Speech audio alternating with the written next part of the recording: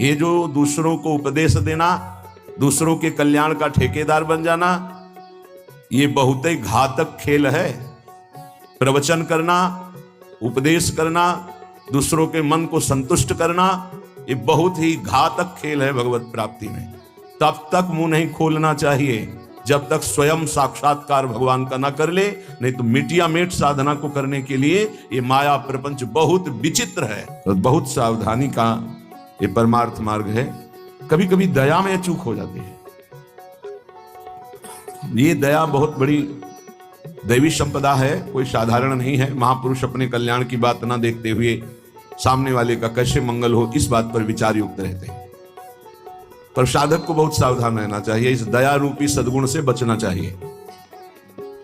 ध्यान से इसको पकड़ लीजिए, दया रूपी सद्गुण से बचना चाहिए जब तक भगवत प्राप्ति ना हो जाए। दूर से दया का भाव, दूर से हृदय में कहीं इसका भाव प्रवेश हो गया कि इस पर दया करनी है, हम बड़े दयालु हैं, तो फंसा फंसाया है।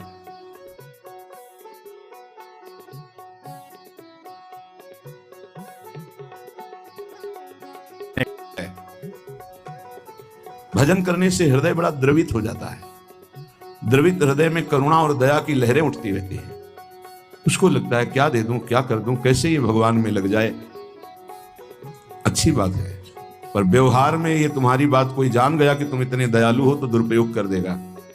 तुम्हारी इस दया का दुरुपयोग हो जाएगा। बहुत अच्छे से इसको समझ के बोल रहे हैं।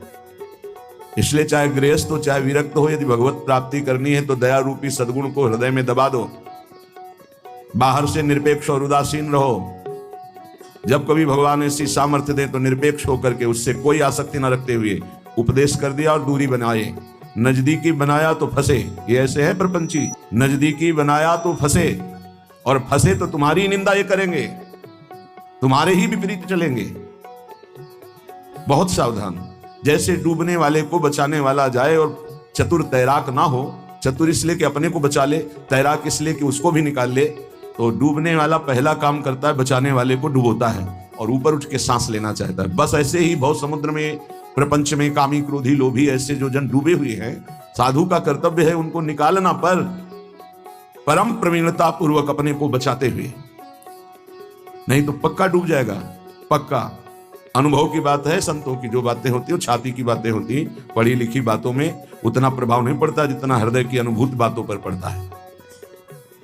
फिर अनुभव होगा कि बड़ा इष्ट कठोर है, वो हमारी रक्षा नहीं की, हमको बचाया नहीं, हम संकट में फंस गए। तो इष्ट शास्त्रों में संतों के रूप में, गुरुदेव के रूप में उपदेश करते हैं। निरपेक्षम मुनिम शांतम निर्वैरम समदर्शनम। कहां यहां ऐसा लिखा है कि तुम ऐसी दया करो कि उसी का चिंतन करने लगो, उसी के गले लग जाओ, उसी को अपना मान लो? कहां लिखा है? निरपेक्षम, किसी की अपेक्षा नहीं।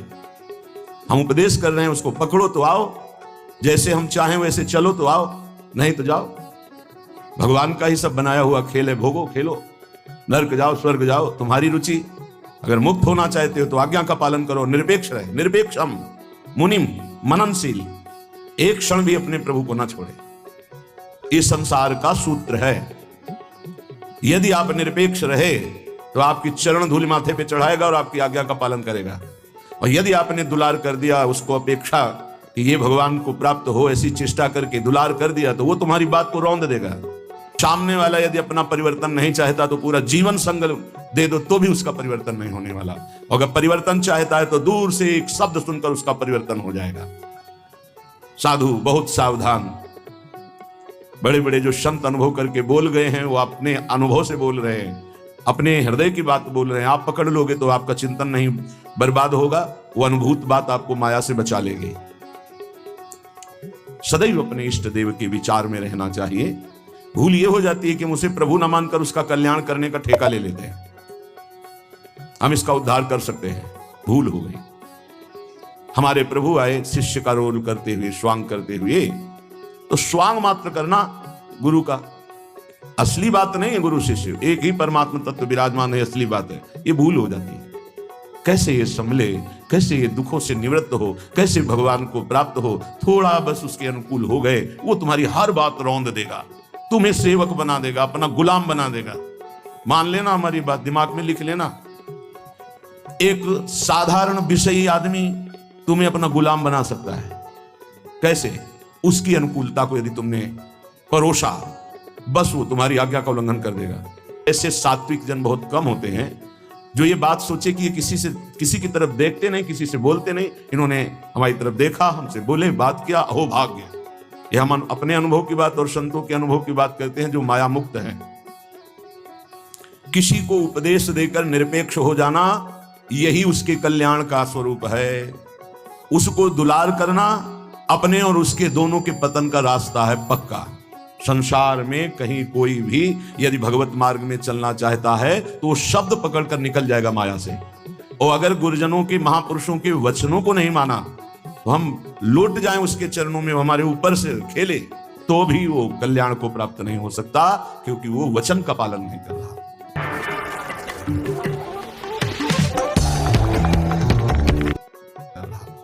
गुरुजनों का उदास रहना हमारे लिए अत्यंत आवश्यक है, क्योंकि जब वो उदासीन होकर तिरछी चितवन से देखते हैं तो हृदय थर्रा जाता है और धर्म पूर्वक चलता है।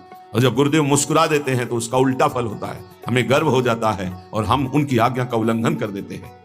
ये संसार सद्गुरु स्वरूप है, ये पूरे जीवन शिक्षा देता रहता है।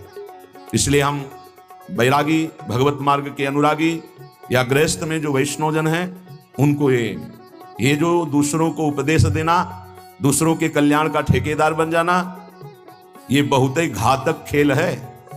प्रवचन करना, उपदेश करना, दूसरों के मन को संतुष्ट करना, ये बहुत ही घातक खेल है भगवत प्राप्ति में। तब तक मुंह नहीं खोलना चाहिए जब तक स्वयं साक्षात्कार भगवान का न कर ले, नहीं तो मिटिया मेट साधना को करने के लिए ये माया प्रपंच बहुत विचित्र है।